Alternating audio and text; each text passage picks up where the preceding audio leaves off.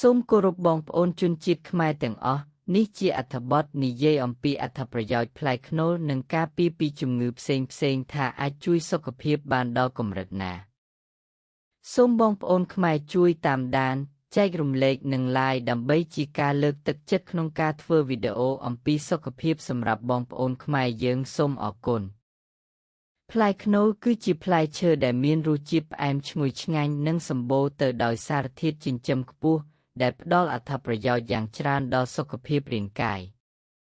ខាងក្រោមនេះគឺជាអត្ថប្រយោជន៍សំខាន់និងសមត្ថភាពការពារជំងឺរបស់ផ្លែខ្នុរ 1. សារធាតុចិញ្ចឹមសំខាន់ផ្លែខ្នុរសម្បូរទៅដោយវីតាមីន A, C, B6 និង Riboflavin B2 សារធាតុរ៉ែ potassium, magnesium, magnesium, ដែក iron និង calcium សារធាតុប្រឆាំងអុកស៊ីតកម្ម carotenoids, flavonoids និង phenolic acids ជាតិសរសៃ fiber និងប្រូតេអ៊ីនខ្ព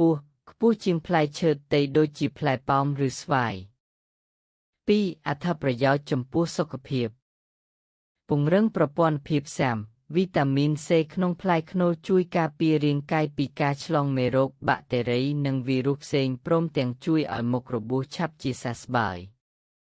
ជំនួយដល់ការរំលាយអាហារជាតិសរសៃខ្ពស់ជួយសម្រួលដល់ដំណើរការនៃប្រព័ន្ធរំលាយអាហារការពារអាការៈទល់លាមកនិងជួយឲ្យពោះវៀនមានសុខភាពល្អ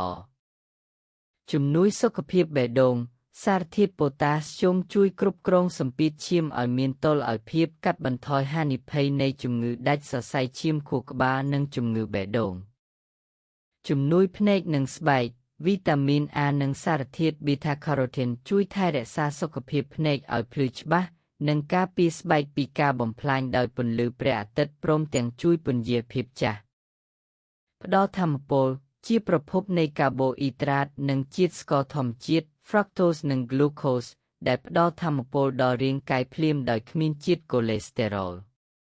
3. សមត្ថភាពការពារនិងគ្រប់គ្រងជំងឺ